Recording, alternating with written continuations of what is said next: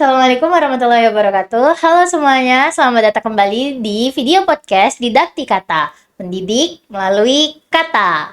Oke, semuanya. Jadi kita hari ini kedatangan tamu yang sangat spesial dan sangat luar biasa, yaitu Ibu Dr. Fortuna Sari, SSMA, yang merupakan Wakil Dekan 1 di bidang akademik dan kerjasama Fakultas Keguruan dan Ilmu Pendidikan. Good morning, ma'am. Thank you so much for joining us today. Thank you. It's such an honor. So, how do you feel, ma'am, to join this podcast video, ma'am? So far so good. And this is also my first podcast. Oh, beruntung banget ya bisa Perdana. jadi didakti kata jadi sarana yang pertama kali gitu experience, ma'am. Ya. Jadi di sini kami bakal bertanya, memberikan informasi kepada para audiens dan ingin bertanya nih, ma'am, seputar akademik. Ya.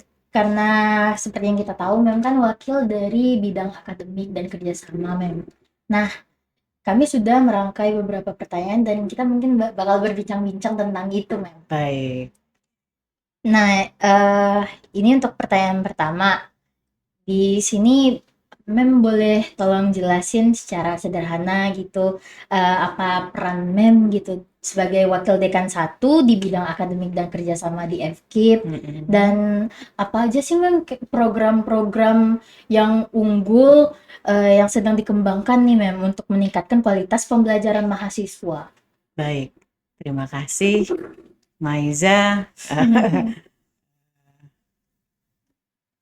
Untuk disclaimer dulu nih, bahwa saya mengemban amanah sebagai wakil dekan bidang akademik kerjasama dan sistem informasi sebenarnya itu sejak bulan Juli.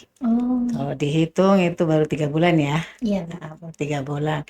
Tapi yang menjadi tupoksi atau tanggung jawab saya di dalam bidang akademik adalah memastikan bahwa implementasi pembelajaran di seluruh prodi ya itu berjalan lancar dan sesuai dengan yang sudah direncanakan.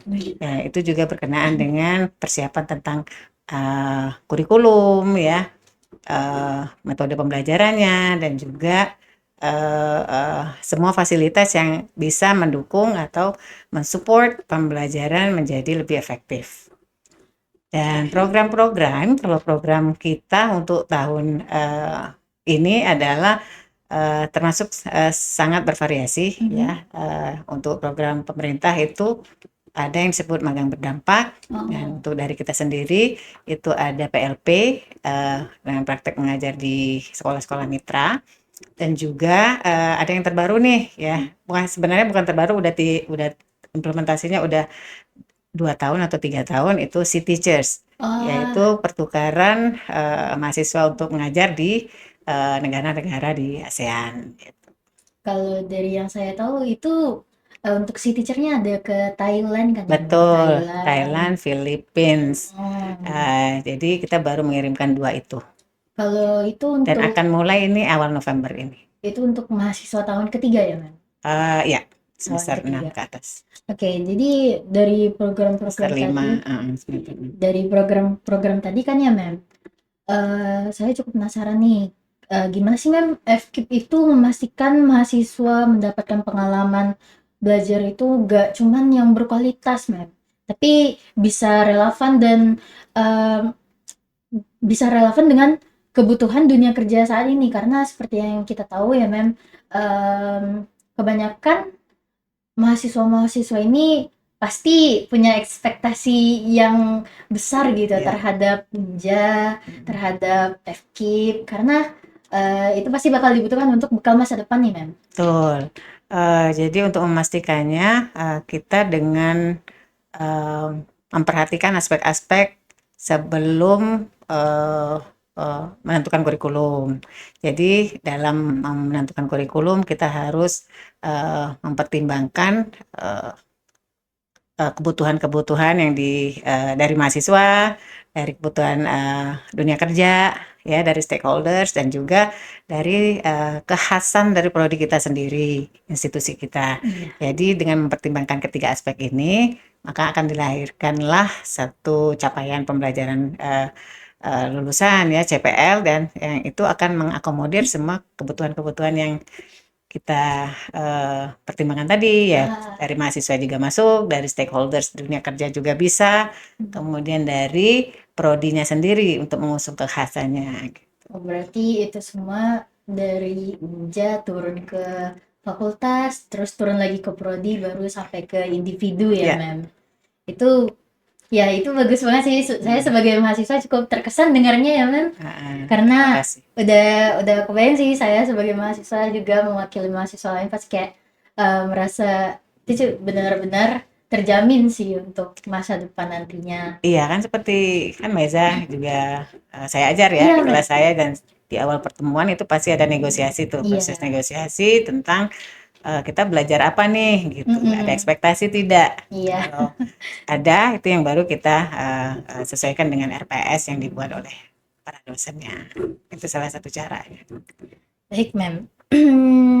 Jadi kita tadi udah ngebahas tentang peran Mem sebagai wakil dekan dan Betul. program-program unggulan yang sudah ada maupun yang sedang dikembangkan sekarang kan, Mem. Betul. Ini ada pertanyaan lagi, Mem. Nah, kalau metode pengajaran, menurut Mem, metode pengajaran seperti apa yang saat ini sedang berkembang di FKIP kita nih, Mem? Biar mahasiswa itu bisa belajar dengan lebih efektif dan lebih menyenangkan mungkin, atau mereka bisa lebih bersemangat gitu, Mem. Ya, kalau proses pembelajarannya, metodenya itu tentu yang lagi berkembang adalah student centered learning ya, yang berpusat kepada mahasiswa, si pembelajar itu sendiri. Dan juga tidak lepas dari itu, kita juga disupport dengan integrasi teknologi, ya, integrasi teknologi yang sudah kita punya nih. Kita punya e-learning, LMS Unja. Kita punya juga fasilitas video interaktif, dan juga kita juga menggunakan platform-platform pembelajaran digital yang kita sudah tahu sedikit banyaknya mereka tetap terus memotivasi gitu ya. Dengan menggunakan platform digital ini, mahasiswa tuh motivasi belajarnya itu diharapkan bisa meningkat. Oke, Mem tadi mention kan, Mem, tentang teknologi yang kita gunakan. Nah, teknologi yang kita gunakan ini salah satunya pasti menggunakan butuhnya internet kan ya, Mem. Iya. Dan juga internet ini berhubungan dengan LMS kita nih, Mem. Learning Management Iya, system. manajemen sistem kita. Nah, ini mau nanya pendapat Mem aja nih, Mem. Kira-kira apakah LMS kita ini sudah efektif, Mem? Sebenarnya LMS ini sudah dimulai sejak dahulu kala, sejak zaman COVID ya. Oh iya. Jadi kan kita memang tidak diperkenankan untuk mengadakan pembelajaran tatap muka secara fisik. Nah, dari itu semua institusi pendidikan di seluruh Indonesia itu dianjurkan untuk menggunakan belajar online, gitu. Belajar online yang salah satu bentuk pembelajarannya atau sistemnya adalah LMS ini, gitu ya, Learning Management System, dan kita sudah mempunyai itu sejak tahun beberapa tahun yang lalu, 2019 ya? Ya, 2000-an gitu ya. Oh, jadi rasanya sudah semakin banyak dosen yang sudah menggunakan LMS sebenarnya, walaupun tidak, belum semuanya ya, walaupun hanya sebagai tempat tugas kita submit ke LMS gitu. Tapi sebenarnya dengan di situ kita bisa melihat record pembelajaran kita tuh, proses pembelajaran baik dari tugas-tugas mahasiswa. Jadi portofolio mahasiswa bisa dilihat dari LMS sebenarnya. Jadi tidak dan itu juga assessment juga lebih reliable karena di situ terlihat semua feedback dan nilai-nilai dari dosennya gitu. Iya, benar banget itu, Mem. Karena saya juga pengguna LMS dan itu benar-benar membantu sih, Mem. Dan cukup efektif untuk pembelajaran. Ya, kita tadi udah ngebahas teknologi ya, Mem. Kita udah ngebahas teknologi, terus metode pengajaran yang efektif, yang berkembang di FKIP saat ini. Nah, kita bakal move to the next topic. Itu tentang prospek kerja untuk masa depan nih, Mem. Jadi seperti yang kita tahu ya, pasti kebanyakan mahasiswa setelah lulus dari sini, kalau nggak lanjut nih ke S2, pasti bakal Langsung kerja. ya langsung kerja, nyari kerja. Oke. Nah, pasti banyak juga nih mahasiswa yang bertanya-tanya, Mem. Kayak kalau sudah lulus dari sini, dari FKIP, dari Unja, peluang kerja apa sih yang terbuka untuk mereka selain jadi guru? Karena kita kan fakultas keguruan dan ilmu pendidikan, dan itu juga gimana mereka bisa mempersiapkan diri sejak dini, karena pasti butuh tuntunan juga kan ya, Mem ya? Ya, betul. Jadi seperti yang kata Maiza tadi bahwa kita ini kan jurusan pendidikan nih, keguruan, dan harus jadi guru. Sebenarnya tidak juga seperti itu, karena kita juga harus masih mengemban pendidikan profesi nih setelah lulus dari Oh iya. FKIP. Jadi kita punya yang dinamakan pendidikan profesi guru. Nah, setelah itu baru bisa kita sah sertifikasi sebagai atau di label sebagai guru. Tapi itu tidak menutup kemungkinan juga bagi mahasiswa yang mau berprofesi selain guru, ya. Selain guru itu ya kita bisa jadi konsultan pendidikan, kita bisa berwira swasta karena kita juga mata kuliah kewirausahaan itu selalu diadakan dalam 3 semester ya, dalam kurun waktu 3 semester kita bisa jadi performer ya, untuk khusus yang prodi seni ya. Kita bisa jadi composer ya untuk yang musik. Kemudian kita bisa juga jadi content creator ya, broadcaster ya, presenter. Jadi banyak peluang pekerjaan yang akan di mengakomodir para lulusan FKIP nih. Kalau kita lihat nih di tracer study terdapat bervariasi profesi dari lulusan FKIP, dan itu semua bekerja gitu. Jadi jarang nih yang lulusan FKIP itu nganggur. Oh iya, memang. Ya, itu cukup terkesan memang jadinya kayak kalau jadi saya bisa Ya selain nge-counter guru nih, ya, selain guru, selain dosen ya, kita bisa punya iya, profesi bisa yang lain. nge-counter nih kalau ada yang ngomong, ah jurusannya FKIP jadi nanti ujung-ujung jadi guru, berarti saya bisa nge-counter mereka, nggak cuma jadi guru. Iya, karena CPR-nya kan berbeda nih setiap prodi. Ya, prodinya itu ada yang pendidikan, ada yang memang dia sebagai apa ya, tidak berhubungan dengan pendidikan tapi tidak jadi guru. Namanya itu karena kebanyakan nih orang-orang suka banget underestimate anak-anak FKIP, Mem, karena iya kan banyak yang ngomong kayak anak FKIP paling ujung-ujungnya jadi guru. Makanya ini banyak banget mahasiswa yang bertanya-tanya, selain jadi guru, anak FKIP bisa jadi apa? Mungkin Maiza bisa mengcounter seperti ini ya. Saya sudah sampaikan kepada beberapa mahasiswa saya, jangan merasa kecil hati kalau kita di underestimate atau dikecilkan ini kalau kita di jurusan FKIP di Fakultas Keguruan atau FKIP. Karena apa? Karena kalau tidak ada guru, tidak akan ada dokter, tidak akan ada profesor, tidak akan ada insinyur, karena mereka akan memulai, karena semua profesi itu dimulai dari anak siswa yang dididik oleh guru. Benar-benar, Mem. Jadi bisa jadi suatu kebanggaan juga kan. Iya. Oke, tadi kita baru udah ngebahas kan ya, Mem, tentang prospek kerja dan gimana mahasiswa FKIP itu bisa mempersiapkan diri kan ya, Mem, untuk masa depan.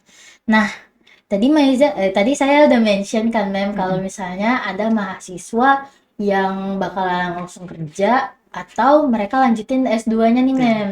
Nah, ini berkaitan dengan study abroad, Mem.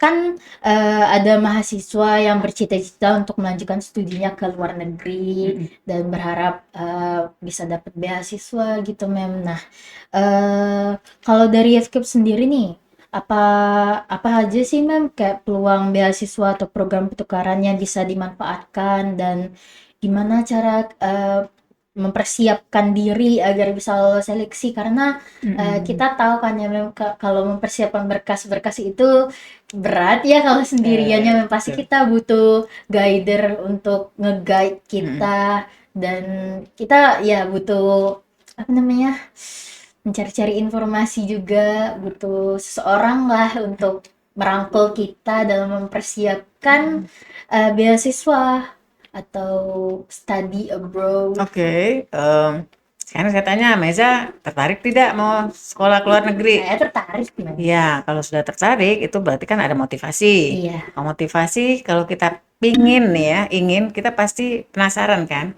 Pasti kita cari tahu ya dari berbagai sumber. Nah, salah satunya adalah itu tadi keinginan tadi, motivasi kalau ingin melanjutkan sekolah atau program apapun lah ke luar negeri. Jadi yang utama adalah motivasi. Nah, untuk kesempatan ke luar negeri itu banyak sekali sekarang ini ya. Khususnya terakhir-terakhir ini ya, setelah peristiwa-peristiwa yang membagongkan akhir-akhir ini, jadi semua semua apa institusi pendidikan di luar negeri itu eh, apa ya saya ngomongnya ya, bukan empati kepada kita, jadi memberikan kesempatan untuk sekolah iya, ke luar iya. negeri seluas-luasnya Iya. dan bisa ditanggung semua 100% ya. Jadi kalau dulu kita cuma terbatas pada beasiswa Fulbright, Chevening Awards dari Inggris, kemudian AAS, Australian Asian Australian Scholarship, ADS ya. Tapi sekarang sudah buka semua itu dari Denmark ya, Denmark tuh sudah buka tuh membiayai semua kebutuhan mahasiswa Indonesia kalau mau belajar di luar negeri di sana. Kemudian Korea, Jepang juga membuka semua seluas-luasnya. Jadi itu harus kita apa ya, manfaatkan ini gitu. Jangan sampai lolos gitu, jangan sampai lolos. Tapi jangan pula apa ada slogan apa itu? Yang mana? Untuk mahasiswa-mahasiswa anak muda kabur aja dulu, jangan. Kabur aja itu untuk belajar boleh, setelah itu pulang lagi untuk membangun negara gitu. Iya. Jadi banyak itu beasiswa ya. Saya punya beberapa list.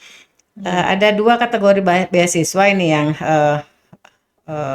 dari kategori pemerintah ya, yang dari sumbernya dari Kemdikbudristek, itu ada yang disebut KIPKA ya, ada yang disebut afirmasi pendidikan tinggi atau ADIK, beasiswa pendidikan Indonesia, kemudian beasiswa unggulan dan BRIN. Ya, itu yang dari versi pemerintah. Nah, kalau yang dari versi mitra kerjasama kita dengan institusi atau industri, itu kita juga punya beberapa ini yang dari Unja yang bisa diakses adalah program Karya Salemba 4, ya, program Ethos ID, ya, program beasiswa Pelindung Champion Scholarship, program beasiswa Bank Indonesia, program beasiswa Lembaga Basnas, dan program Yayasan Salim ya, Pokpan juga, Pokpan Industri itu. Jadi untuk mahasiswa banyak sekali yang bisa kalian explore untuk dari dalam hal beasiswa ya. Jadi jangan terhenti pada hanya KIPKA gitu ya. Terhenti pada satu beasiswa, nggak diterima, saya nggak mau lagi, jangan ya. Tetap cari celah kalian menjemput rezeki kalian sendiri gitu dengan mengakses semua informasi tentang beasiswa, dan itu sangat mudah karena itu berbasis link semua. Jadi kalian cuma mengupload berkas-berkas yang dibutuhkan, kemudian diupload dan kita tunggu gitu. Iya, Mana tahu kan ada rezekinya di beasiswa yang lain gitu.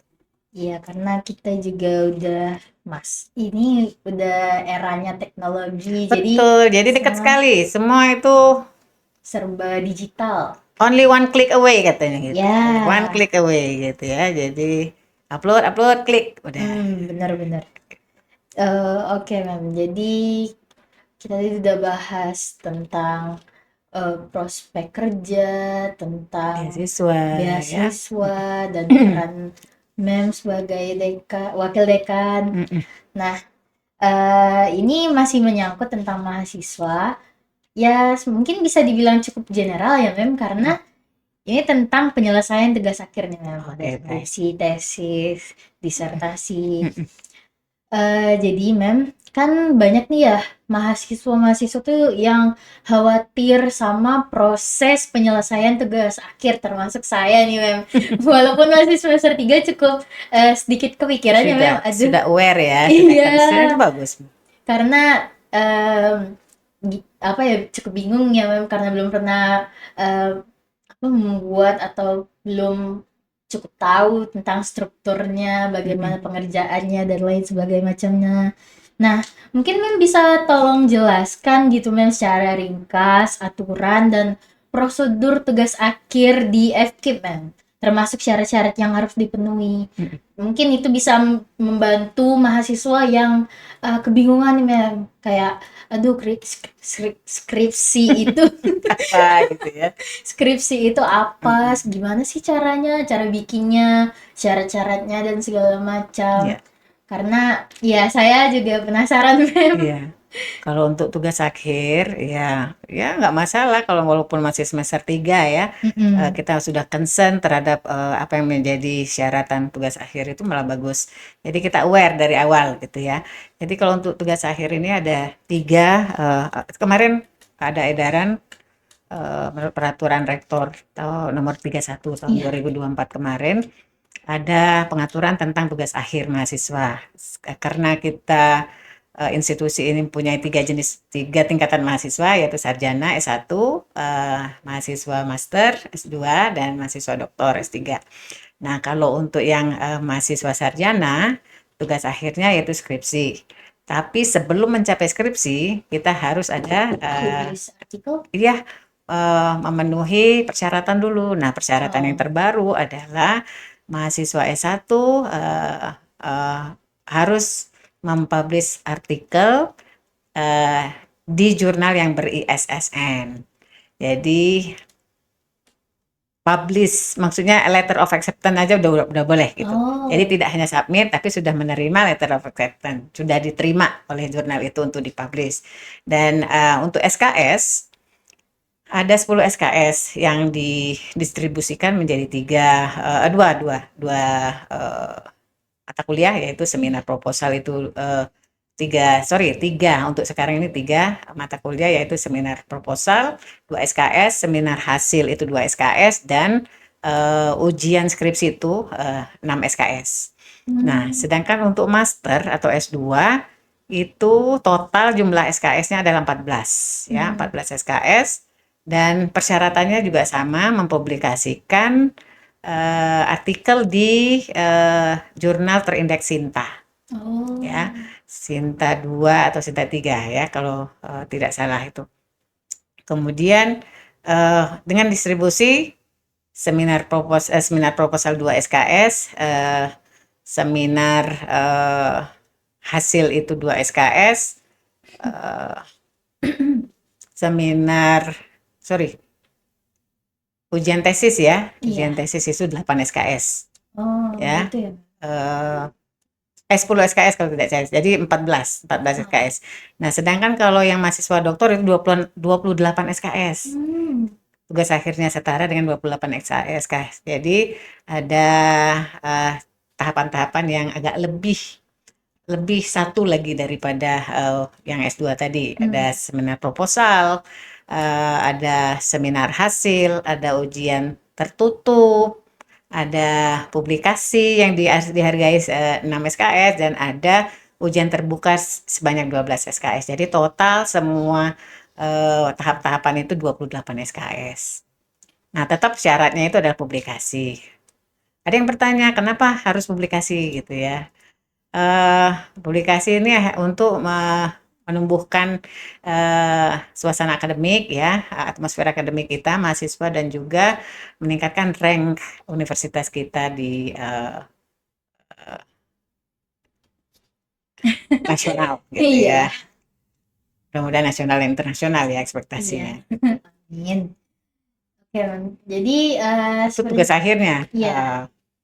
Jadi kalau kekhawatiran yaitu tadi kalau saya nih S1 udah pasti khawatir ya karena nggak tahu apa yang Iya. ditulis. Mm-mm. Tetapi yang saya bisa berikan saran adalah dalam setiap mata kuliah itu kan ada pasti kalian yang interest gitu ya, yang Iya. suka gitu ya, interested, pursue dan untuk mencari tahu tentang mata kuliah ini atau Iya. uh, bagian ini, subjek ini. Nah, itu jadikan uh, landasan kalian untuk merencanakan apa yang akan kalian teliti. Biasanya di mata kuliah seminar itu biasanya kan diajarkan bagaimana menulis, ya penulisan akademik, academic writing itu khususnya untuk bahasa Iya. Inggris, itu endingnya itu akan menulis proposal ya, Iya. kalau tidak salah. Nah, itu ditulis dengan benar-benar gitu, dengan sungguh-sungguh, karena itu bisa jadi cikal bakal publikasi kalian sebagai syarat untuk Lulus. ujian skripsi Oh ya, tadi, ujian skripsi. pemenuhan syarat. Jadi kita upload. Jadi tidak mulai dari awal lagi, bukan start from scratch lagi, tapi sudah kita meneruskan saja dengan bimbingan eh, supervisor mungkin, atau kita sudah diberi supervisor. Nah, itu yang menjadi tips dan trik saya. Kalau yang di S3, saya awalnya juga beranggapan sama, ini nulis apa ya disertasi kok bisa setebal ini sekian ratus halaman. Tapi setelah saya menertibkan diri saya dalam proses penulisan, tugas akhir khususnya, itu saya membagi atau selalu meluangkan waktu tuh 2 jam tuh depan laptop. Ya, 2 jam di depan laptop, entah itu untuk membaca artikel atau menuliskan, ya, mensummary atau menulis cikal bakal disertasi saya. Jadi itu berhasil ternyata dan bisa dicoba. Bisa dicoba tipsnya. Oke, Mem. Mungkin rasa penasaran saya bisa mewakili para audiens ya.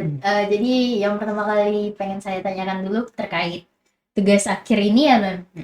Misalnya nih seorang mahasiswa diajak untuk penelitian dosen, apakah itu terhitung sebagai publikasi artikel gitu, Mem? Bisa. Jadi untuk strategi cepatnya mungkin ya.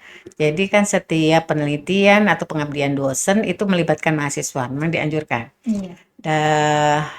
Dengan itu dosen bisa menuliskan, memasukkan nama mahasiswa bimbingannya atau mahasiswa yang diikutkan dalam penelitian atau pengabdian itu ke dalam publikasinya.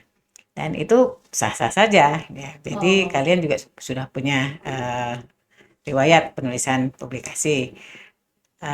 Saya rasa bisa. Oke, Mem. Berarti untuk itu diterima ya di apa namanya, bisa terhitung sebagai publikasi juga bagi mahasiswanya. Dan Saya rasa juga bisa. iya. Dan juga untuk Dan ini, juga ini jangan lupa juga yang mahasiswa yang sudah menulis publikasi jangan lupa memasukkan nama dosennya sebagai pembimbing ya. iya, Dan juga jangan lupa mensitasi citasi. karya-karya dosennya gitu. Jadi kan Oh, itu yang akan membantu. iya. Jadi Mem, kalau semisalnya ini Mem tadi mention kan 2 jam di depan laptop nih untuk Iya. baca artikel. Nah, bagi yang mahasiswa yang baru-baru nih, baru-baru terpapar artikel nih kayak, waduh ini apa, gimana cara bacanya, gimana kalau nggak paham gitu Mem. Terlebih lagi Mem, ini Mem, untuk artikel yang berbahasa Inggris Mem, pasti kan full academic writing ya Mem. Betul. Nah, itu gimana tuh Mem biar mahasiswanya terbiasa sama bahasa academic language-nya? Ada caranya, cara cepat nih. Kita tidak harus mentranslate semua dokumen bahasa Inggris itu melalui Google Translate ya. Iya. Jadi ada cara cepat ya, dari Word pun kita bisa langsung mentransfer dokumen itu menjadi bahasa Indonesia nih dari bahasa Inggris dari Word. Jadi kita ada cara-caranya lah. Jadi secara cepat kita bisa membaca. Kenapa kita harus baca publikasi? Karena kita perlu model. Model contoh untuk kita menulis versi kita sendiri. Jadi dengan cara membaca banyak publikasi yang relate sama riset kita, itu akan membuka insight kita tuh, oh begini caranya. Kalau nggak tahu menulis background, oh begini polanya gitu ya. Apa duluan nih harus diceritakan dengan membandingkan beberapa bacaan publikasi yang kalian baca tadi akan ada polanya, ada patternnya, dan Iya, itu iya. kalian bisa ikutin pattern. Bukan berarti Mencontek. mencontek atau menyalin, tapi Iya. melihat pola. Mm-mm. Ya, nah untuk membaca sekalian itu teori juga. Kita kan perlu banyak baca nih Oh iya, benar-benar. supaya kita bisa teoretikal di bagian 2 itu bisa bervariasi teori dan kita bisa memilih yang mana yang sangat relate kepada penelitian kita. Itu saja. Oke. Ini sedikit pribadi sih, Mem. Hmm. Mem pernah ngerasa jenuh gak baca artikel 2 jam depan laptop gitu? Iya, pastilah manusiawi. Iya. Dan kita harus ada jedahnya gitu. 2 jam itu saya spend, kadang ya saya dengerin lagu, tapi tidak Iya. berapa menit saja Iya. gitu. Setelah itu, oh ya apa ini? Kalau kita sudah mulai hangat tuh ya, sudah mulai panas itu pasti kita akses, oh ini cari ini, download ini, dan atau hanya sekedar mendownload publikasi sebelum kita baca. Kita kumpulkan gitu ya, kita kumpulkan, kemudian ada waktu baca, kita baca, kemudian kita buat matriks, ya begitulah sistematis kalau menulis tugas akhir. Iya. Eh belakangan ini kan ya, Mem, ya di kalangan mahasiswa-mahasiswa itu ada istilah gini, Mem. Semua akan kukerjakan kecuali skripsi, Mem. Nah, itu itu kan sama aja kayak kita menunda-nunda kan ya, Ya, Mem, dan takutnya malah jadi menunda kelulusan juga kan, Mem, menunda sidang. Nah, gimana nih, Mem, saran dari Mem biar mahasiswa tuh semangat gitu ya. iya, semangat dan fokus dan bisa menyelesaikan tugas akhirnya tuh tepat waktu dan tidak terhambat, karena ya itu tadi, Mem, ada istilah semua akan kukerjakan kecuali Kecuali skripsi. skripsi. Nah, itu mungkin kita harus telusuri dulu nih alasannya apa sampai keluar slogan-slogan itu. Mungkin ada alasan pribadi ya, mungkin dari ya mungkin ketidakharmonisan antara mahasiswa dengan pembimbingnya gitu ya, atau mungkin topik penelitiannya itu dipaksakan gitu ya, jadi tidak berasal dari memang keinginan dari mahasiswa. Tapi ya satu pesan saya, slogannya harusnya dihentikan lah. Jadi kalian udah harus prepare, mulai memikirkan, apalagi persyaratannya ini semakin hari semakin banyak ya. Iya, Kalau dulu benar. mah cuma nulis-nulis tesis, kalau sekarang sudah harus publikasi dulu nih sebagai syarat untuk ujian skripsi. Jadi nggak bisa bermalas-malasan.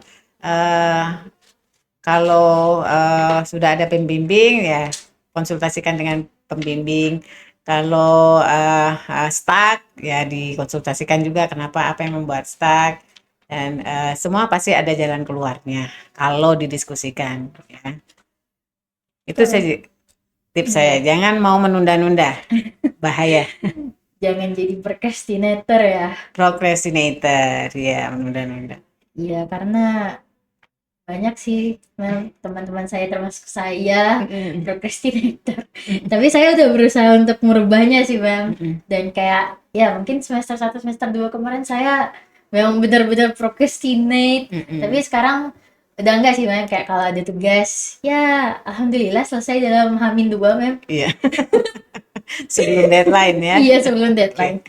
Diusahakan memang benar-benar sebelum deadline dan karena nggak kalau numpuk kan melewati. mungkin semua mata kuliah banyak tugasnya kan. Kalau numpuk malah keteteran kita yang rugi. Jadi coba jadi mahasiswa yang tahu mau apa ke depannya gitu. Tujuannya apa gitu. Iya. Nah, mungkin mau minum dulu, Mem, boleh kalau mau minum, Mem? Oke, terima kasih. Silakan. Oke, sambil ngobrol aja. Iya, Mem. Jadi kan udah ya pembahasan kita udah cukup dalam ya, Mem, mengenai akademik dan juga banyak hal ya, Mem, kayak tadi kita bahas scholarship dan study abroad, metode pengajaran dan lain sebagainya macamnya. Nah, gak menutup kemungkinan ya, Mem, semua itu pasti mahasiswa juga punya kendala kan, Mem, di dalam akademik ataupun non akademik. Iya. Nah, Ada kalanya mahasiswa itu kan menghadapi kayak kendala dan atau kebingungan gitu yang terkait urusan akademik. Jadi, mungkin boleh tolong jelaskan apa aja gitu layanan, atau fasilitas yang tersedia di FKIP gitu untuk membantu mahasiswa yang, struggle gitu Iya. dalam akademik dan pasti mahasiswa itu bertanya-tanya, "Ah, aku bingung di sini, aku harus kemana ya untuk dapat jawaban?" Dan, eee gimana sih biar dapat bantuan itu harus kemana gitu? Oh, berdasarkan pengalaman saya ya, Iya, sejak Mbak. jadi Wadik satu ini, Wadik bidang akademik, se- memang masih sege- banyak mahasiswa yang kebingungan. Izin mungkin boleh digeser sedikit, Mbak? Nah, Ya, memang masih banyak mahasiswa yang mengalami kebingungan ya, nah, untuk ngurusin akademik ini. Padahal kita sudah ada memberikan mereka pembimbing akademik yang bisa mereka datangi untuk diskusi, sekadar berkonsultasi dalam hal mata kuliah segala macam ya yang harus dikontrak ya. Eh, dan itu layanan-layanan itu memang disediakan untuk mahasiswa dan harus digunakan ya fasilitas-fasilitas itu. Jadi jangan hanya dianggap oh cuma hanya minta validasi tuh baru kita perlu ke PA atau pembimbing akademik. Padahal untuk perencanaan pembelajaran kita bisa berkonsultasi dengan pembimbing akademik. Dan juga kalau ada ngurus kendala di KRS kita punya eh, pelayanan gitu ya, iya. pelayanan di bagian akademik tuh di bawah ya kalau di FKIP itu di bawah sebelah kanan ya kantornya. Dan untuk siakat biasanya tuh memang yang menghandle itu wakil dekan bidang akademik. Misalnya keterlambatan untuk kontrak segala macam ada permasalahan-permasalahan yang timbul itu biasanya langsung ke wakil dekan bidang akademik melalui Kaprodi. Nah, untuk pembayaran kita sudah punya sistem ya, pembayaran UKT atau SPP setiap Iya. semester kita sudah punya sistem dan kita langsung bayar dan mengupload itu melalui sistem. Nah, semua untuk kepentingan-kepentingan mahasiswa itu biasanya dilayani di bagian akademik Iya. Oh, di bawah pegawai yang ya. Baksi itu ya, Mbak? Iya, di Baksi. Yang Ini di fakultas. iya, Nah, yang kalau di misalnya ada fakultas. kendala lagi yang harus melibatkan Baksi Universitas, kita bisa memfasilitasi gitu. Oke, Mem. Mungkin ini lebih ke pertanyaan umum ya, Mem, karena sepertinya, kebanyakan mahasiswa itu masih cukup bingung, Mem, letak Baksi. Mungkin boleh dijelaskan, Mem, gitu untuk BAK, posisi ya kalau depannya. BAK di fakultas itu, kalau kita masuk dari depan, Iya. ya, arah depan gedung fakultas itu kantor, itu biasanya dia di sebelah kanan. Di sebelah kanan itu mengurusi misalnya, eh, ya itu akademik lah ya, KRS, cuti kuliah, kemudian apa bukan registrasi ID segala macam itu di situ di bagian itu pengajuan cuti kuliah juga. Nah kalau untuk Baksi Universitas itu di Unifak lantai 2. Oh, di Unifak ya. Unifak, gedung Unifak lantai Oke, 2. Mem. Ini bisa terbilang masalah umum ya, Mem. Mungkin ada mahasiswa yang misalnya ya, Mem, ada merasa kesulitan gitu dalam memahami mata kuliah tertentu atau nilai IPK-nya turun atau mungkin ada faktor tertentu yang membuat yang Ya. menjadi jadi alasan hal tersebut terjadi gitu, Mem. Nah, jadi apa langkah pertama yang harus dilakukan gitu, mungkin dari FKIP-nya? Ya, kalau langkah pertama itu mahasiswanya harus menjangkau pembimbing akademik. Ya, yang paling dekat tuh jangkauannya. Kalau sudah di pembimbing akademik itu tidak bisa ditangani, biasanya pembimbing akademik akan mengalihkan mahasiswa itu ke unit-unit yang memang berkepentingan untuk mengatasi masalah-masalah ini ya. Iya, Kalau Mem. misalnya apalagi Tidak hanya masalah akademik ya, biasanya itu ada masalah yang lebih serius, misalnya ya, pelecehan ya, bully gitu ya. Nah, kita punya layanan konseling, yaitu layanan UPBK, dan kita punya sistem yang bisa mengakomodir mahasiswa-mahasiswa dengan kasus-kasus yang serius, yang khususnya dengan yang saya sebutkan tadi itu melalui eh, sistem ya, WA, email gitu. Jadi mendaftarkan, kemudian menceritakan kasusnya tanpa harus berhadapan langsung dengan eh, dosen-dosen yang terlibat di dalam pelayanan itu. Ya mungkin ada perasaan takut ya, Iya. malu gitu ya, tertekan. Nah, itu bisa melalui sistem saja.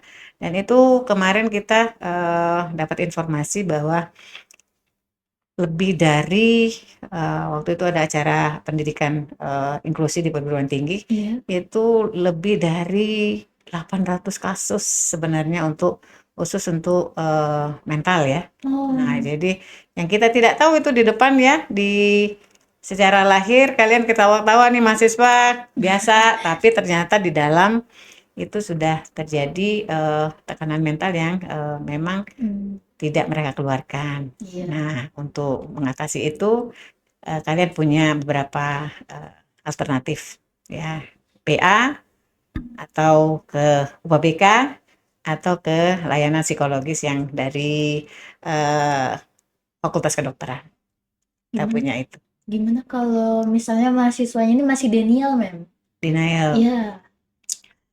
Ya, berarti dengan teman ya, mungkin harus. Tapi memang kasusnya kebanyakan ini dengan teman. Oh iya. Jadi ya, saya tidak tahu ya bagaimana prinsip pertemanan kalian itu saat ini. Kalau pure atau toxic ya, yang jelas pesan saya ini ya, kalau memang kalian sudah terdeteksi berteman itu tidak baik ya, toxic, tinggalkan. Gitu. Cari circle yang lebih positif, yang bisa saling mendukung. Jadi tidak berkompetisi dalam hal yang tidak sehat, tapi setidaknya carilah circle yang bisa berkompetisi dalam cara yang sehat gitu ya. Kalian saling mendukung karena kita itu maju sama-sama. Jangan maju sendiri-sendiri gitu.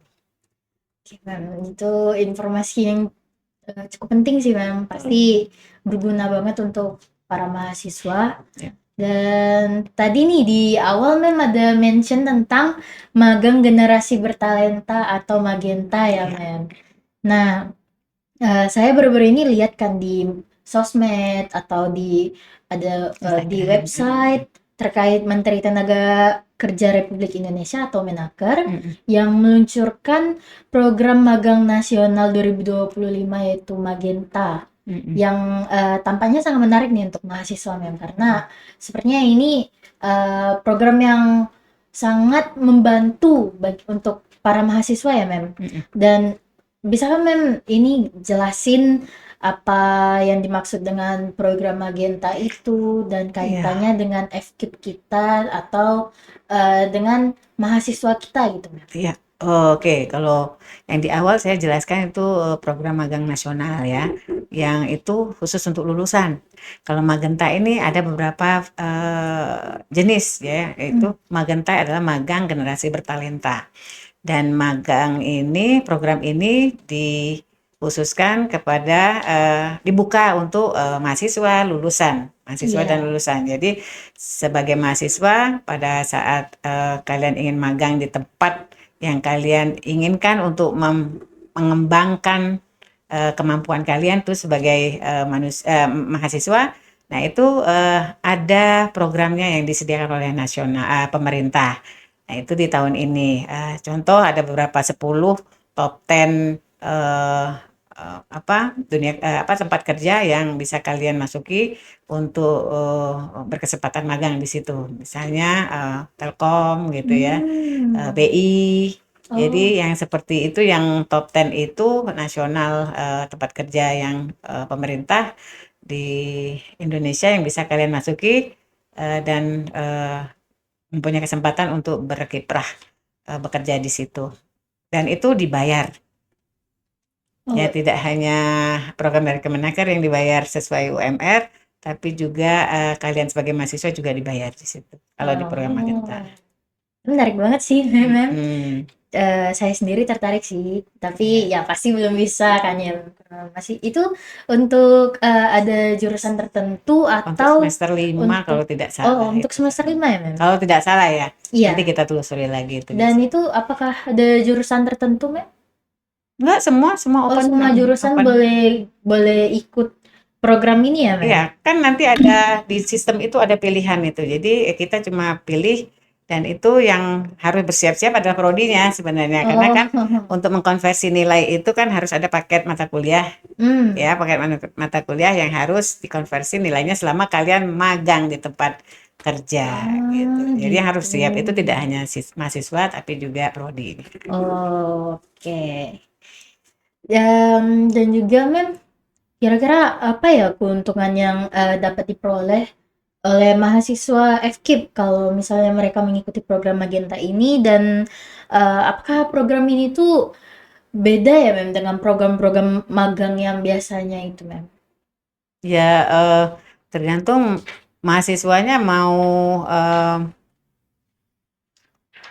mengalami atau menimba ilmu di bagian mananya, di bidang apa gitu ya. Jadi kalau magang itu selalu ada manfaatnya ya. Jadi tidak ada yang tidak bermanfaat ya kalau magang ya, karena kita sudah berkecimpung langsung ke dunia kerja dan kita sudah tahu lah minimal apa bekerja di sini ini begini gitu loh. Misalnya di Telkom itu harus begini ya, harus kalau kita dalam segi bahasa nih, bidang bahasa mungkin kita di resepsionis atau apa, kita layanan konsumen ya, bagaimana kita berkomunikasi.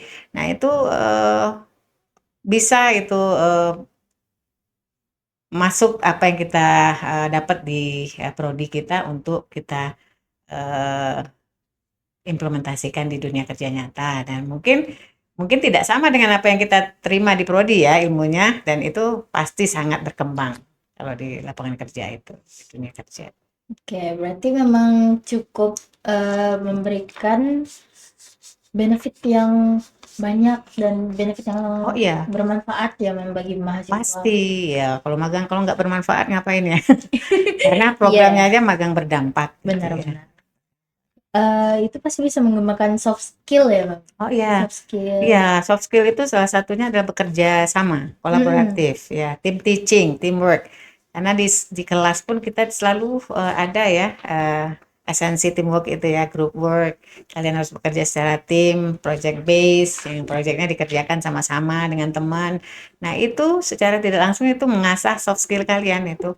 Tidak hanya group worknya saja, tapi leadership kita inikan juga, respect ya, menghargai ya, dengan menghargai pendapat teman-teman, memberikan kesempatan yang sama. Nah, itu adalah soft skill yang bisa kalian dapatkan di kelas gitu ya.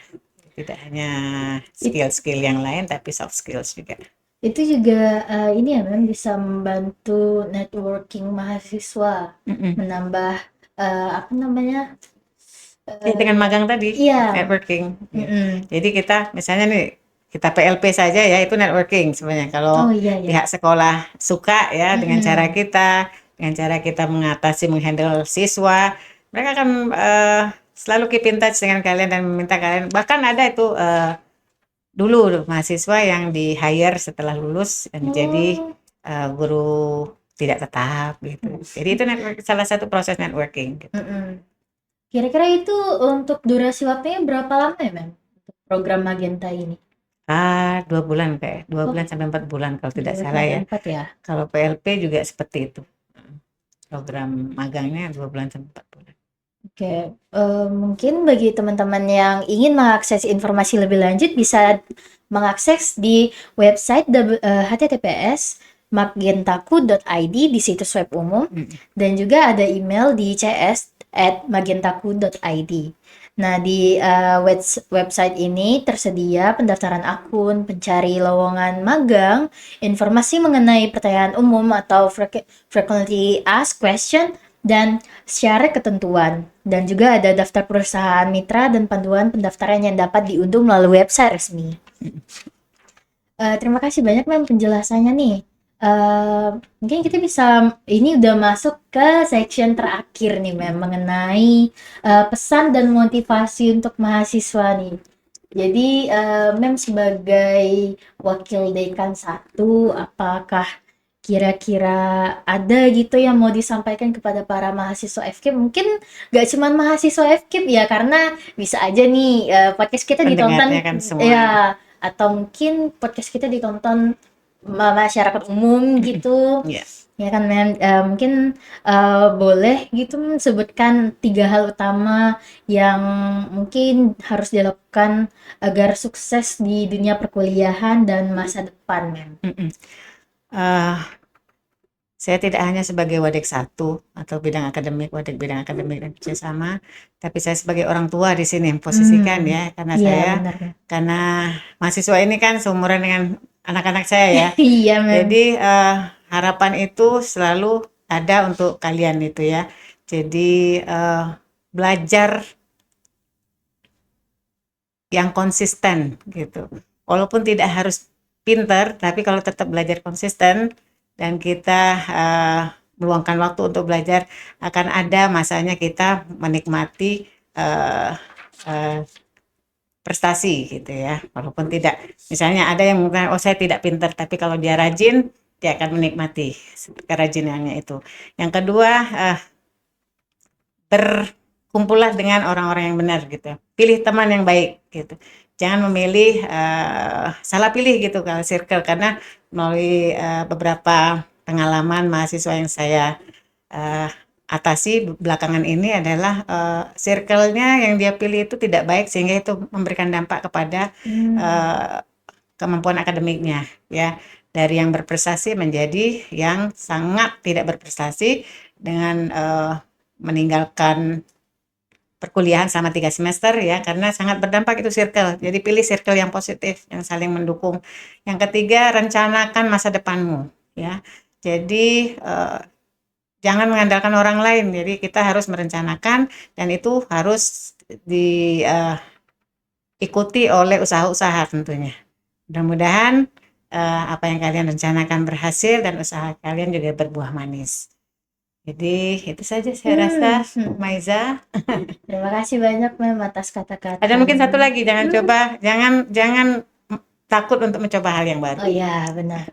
Jangan Saya takut juga mencoba hal yang baru. awalnya kayak takut gitu Mem, karena ini dunia perkuliahan beda Iya. banget gitu kan sama dunia sekolah pas SMA. Tapi ya itu harus berani mengambil resiko ya Mem. Kalau mereka gak suka ya udah gak suka. Iya. Karena bukti orang yang gagal itu adalah dia sudah mencoba. Betul. Oke. Baik, terima kasih banyak Mem atas kata-katanya sebagai penutup kita hari ini. Mungkin kita bisa rangkumkan poin-poin penting ya dari perbincangan kita hari ini, yaitu pentingnya kita memanfaatkan peluang akademik, dan juga kita tadi udah membahas tentang beasiswa, kerjasama, metode belajar efektif. Terus juga tadi ada program Magenta yang dikeluarkan oleh pemerintah nih. Ini cukup membantu para mahasiswa mungkin semester 5 ke atas ya untuk program magang ya Mem. Dan juga benefitnya gak main-main. Juga yang terakhir tadi tentang menyelesaikan tugas akhir yang sesuai aturan universitas kita ya Mem. Aturan dari Unja yang terbaru juga. Mungkin itu saja yang dapat saya simpulkan ya teman-teman untuk perbincangan kita hari ini. Sebelumnya terima kasih banyak ya Mem sudah hadir di podcast kami kali ini. Kami benar-benar terharu dan ya bersyukur banget karena Mem sudah meluangkan waktu hadir di sini. Juga untuk teman-teman sekalian, jangan lupa untuk memanfaatkan setiap kesempatan yang ada ya di universitas kita ini, karena seperti yang kita ketahui kita punya cukup banyak fasilitas yang mendukung gitu. fasilitas yang mendukung kita sebagai mahasiswa di Unja ini, terlebih lagi mahasiswa FKIP. Nah, kita juga jangan lupa untuk ikuti perkembangan informasi akademik seperti tadi yang sudah dijelaskan ya Mem, ada peraturan baru, dan juga jangan lupa untuk tetap semangat. Kalau begitu, sampai jumpa kembali di podcast selanjutnya. Terima kasih banyak sudah menonton, dan jangan lupa untuk like, comment, and subscribe, and don't forget to share to your friends or others.